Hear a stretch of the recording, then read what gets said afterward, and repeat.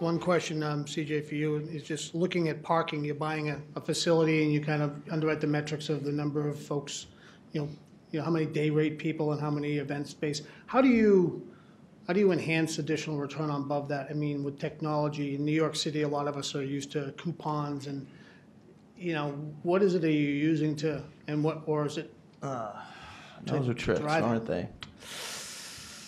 Well, I'll give you a little bit of a case study. First of all, again, what we do is a bit unique, even within the parking space, which some would consider a super niche. We build, finance, or purchase parking garages from universities and from healthcare systems and lease them back. So they already have a licensed, stabilized revenue, usually 70% of its capacity. The other thing that's interesting to think about in terms of parking is that there isn't 100% utilization. There is, on average, about 130%. Because as you understand, a transient space can be sold 130% of the time. So office buildings or hotels are considered, what their occupancy rate is based on a 100% metric. That's not the case for parking. It is closer to about 130% for any one specific space.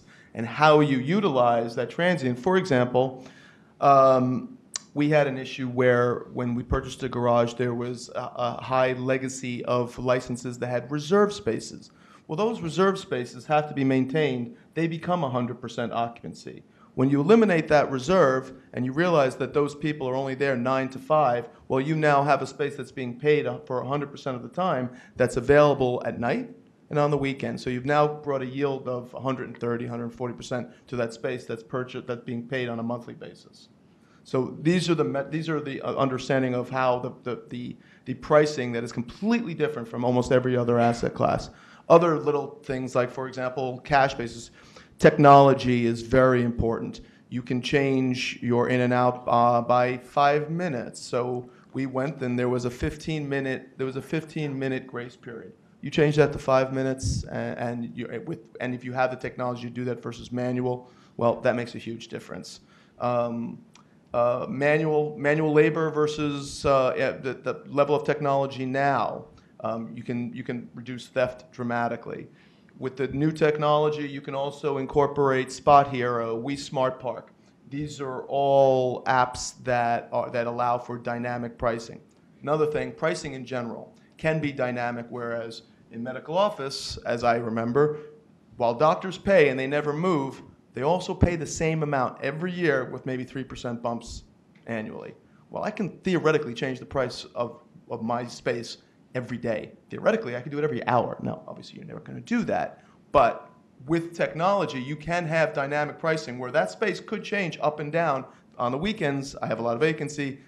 Spot Hero or We Smart Park drops the price dynamically, and I now take as empty space and derive some revenue from it. There are a myriad of pricing and operational techniques that are not available to other asset classes that I've learned. And that's what makes parking special. Now, again, I only do that with about 30 to 40% of my revenue because I like to sleep at night and I like to have a hospital or a university sending me checks.